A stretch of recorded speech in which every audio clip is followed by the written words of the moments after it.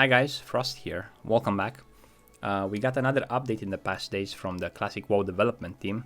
It's the PvP details, the same PvP details that were left out from the initial 6 stages content release plan. This time was not posted by Kvax, but by Bornak, the community manager. Bornak, if you're watching this, thank you very much for keeping us informed. You're the MVP. Now this is like the 7th update in the past month and a half that we got, which led me to believe that maybe, just maybe, they're actually planning a release, an early release on 16th of July. As you might know, there was this conspiracy that there was at BlizzCon a gnome in the panel named July, and then they went to the armory and they found out that, I don't know, that they killed Patchwork in 16 and so on. So maybe we'll see an early release. Now don't get me wrong, this is just me. I want it to be released late summer, late August, in my opinion. This is the unpopular opinion, but I don't have air conditioning. It's very hot here during summers, and normally during summer I go to the pool and I go fishing and so on. But this is just me. If they release it on 16th of July, I'm gonna be fine with it, okay? Don't hate for this. So I'm not gonna go over the post, but we'll see each phase and what it means right now. So the first phase from the content release plan was Onyxia, Molten Core, and Maraudon. You can PvP one another in the world, but there's no tracking and no formal rewards for doing so. That means there are no honorable and dishonorable kills. You can kill whatever you want. You can go sack towns like Redrich Mountains or Darkshire and kill NPCs, quest givers. You can go in major cities and kill auctioneers, and no penalty for that. So it's gonna be the jungle. It's gonna be open war. It's going to be great. If you want to avoid this, if you're rolling on a PvP server and you want to avoid this, you can stay safe by going in dungeons. Dungeons are a safe territory. You can quest in zones that are neutral, and you can kill mobs, grind, stay away from all this fuss. But if you want to join the party, if you want to create a chaos, don't be shy. The initial first phase, in my opinion, should last like 6 to 8 months. I'm not sure how much they will decide to do it, because in phase 2 they will introduce the honor system, including dishonorable kills for killing NPCs and so on, and of course the PvP rank rewards. Now if the first phase goes like 8 months, the second phase should be like 4 months max, because there's lack of content. There's just the Armol, Azurgos, Kazak, and the honor system. Now, according to some private server information, getting rank 14 takes about 3 months and a half, somewhere around that. So basically, you need to stay on the top bracket for 3 months. Now, this is information from the private servers. It's a bit wrong because they have a pattern on private servers, right? They run Warsong Gulch all day, they run Arati Base in pre-mades all day, but in the phase 2 you won't have any battlegrounds to do that. So the only way to obtain honor will be to go out in the world, places like Angoro, Eastern Plaguelands, maybe raid a major city like Stormwind, or you go Orgrimmar and so on. And the competition for honor will be insane. Just think about it.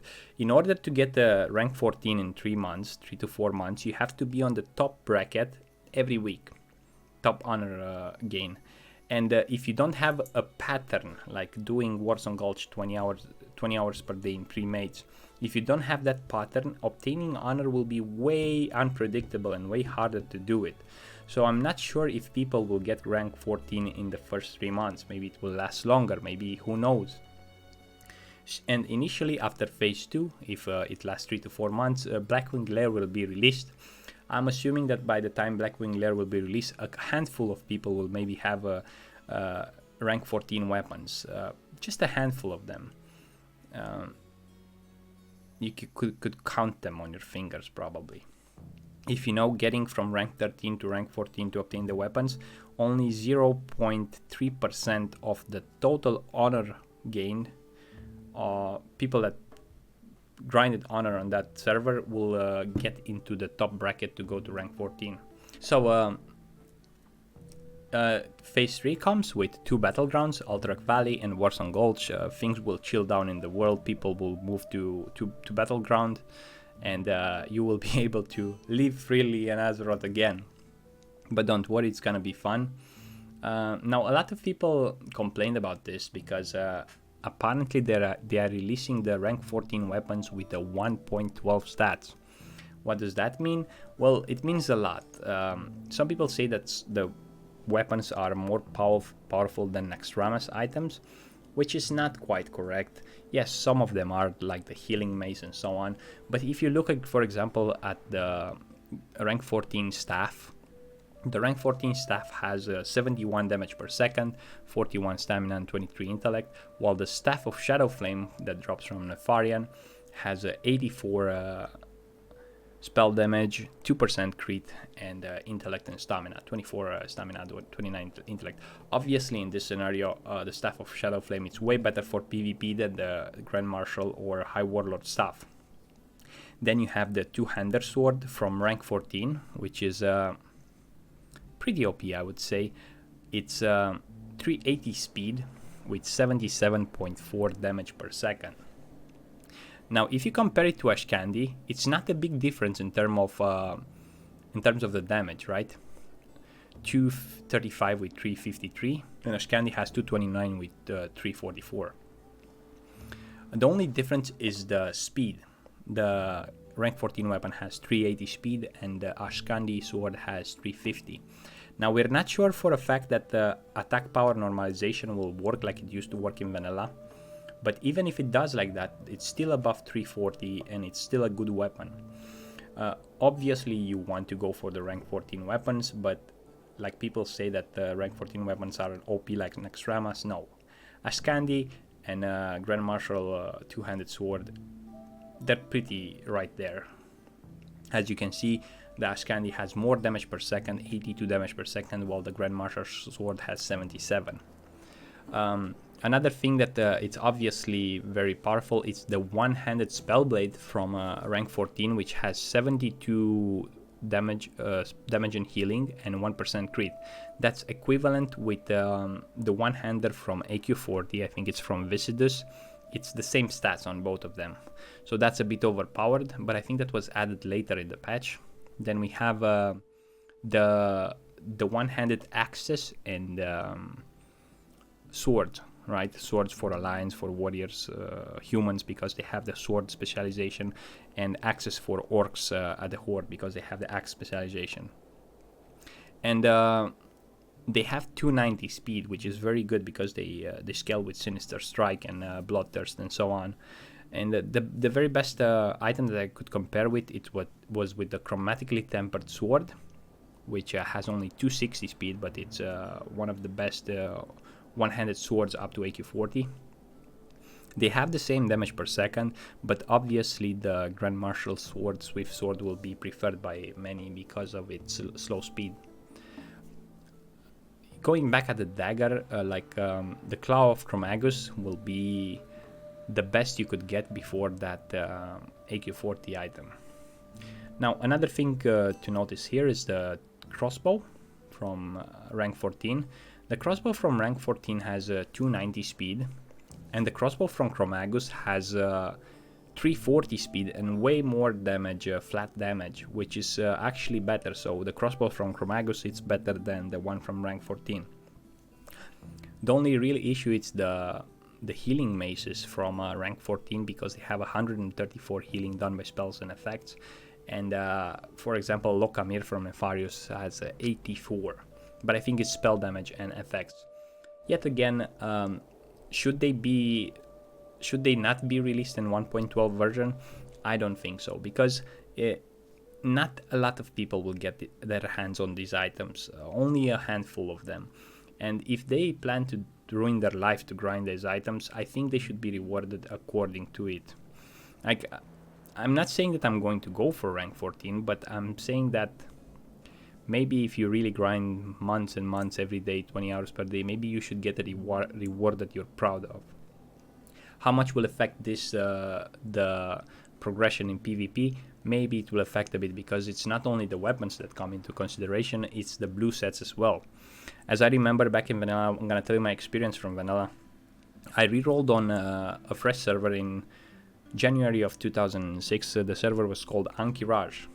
When Blizzard released a new server, they weren't doing like progression like we're asking now, since we say no changes all the time. But they released the game, a new server with the updates that they already have. And I remember for a fact that I was progressing through Molten Core in that server on Ankiraj with my hunter, and on my hunter I had the blue PvP set equipped, 2 pieces I think, or maybe I had 4, don't remember really, but the blue set had the following. Each piece had 2% critical strike on it, agility, stamina, and the set bonus for 2 pieces were 20 agility. That allowed me, with another couple items that I got from the Armol and so on, allowed me to play the survival spec for hunter, with Blessing of Kings and Elixir of Mongoose and so on. I was top DPSing even rogues in Molten Core. And yes, they can help you, but yet again, I don't think it's gonna be a big issue regarding progress, as Molten Core and BVL are pretty straightforward. Other than that, the Phase 3 brings the battlegrounds, like we said, so the world will clear up and it's going to be much easier to level and quest, maybe level an alt or something like that. Phase 4 brings Arati Basin. Now, Phase 3 and Phase 4 will have Warsong Gulch and Arati Basin. Another thing to farm for items, Warsong Gulch has good bracers, pens, I think. Arati Basin have great boots. The shoulders are not that good. It comes with a one-hander for mages and casters with spell power, but the items are really meh. You could get better in Molten Core. Phase 5 doesn't bring anything in terms of PvP, but the Phase 6 with Nexramas brings back world PvP objects in Silitus and Eastern Plaguelands. You know, the towers with everything. So in my opinion, I think it's a good call from Blizzard to keep the 1.12 version. Now, I know that a lot of you consider me a no changes person, but based on my experience back in vanilla on the Ankiraj server, I don't think it's a big deal. That's just me, maybe. I think this is it, guys. I think it looks good. I'm not even sure what other updates we can receive anymore, because we pretty much got most of it. Maybe it's just me. The sharding, even if it's gonna be sharding at launch, if it's gonna be the first week until the server loot trading we got. What do you guys think? What are you guys hoping to hear from the Blizzard Classic WoW development team? Let me know in the comments below. What do you think they skipped? And until next time, stay frosty.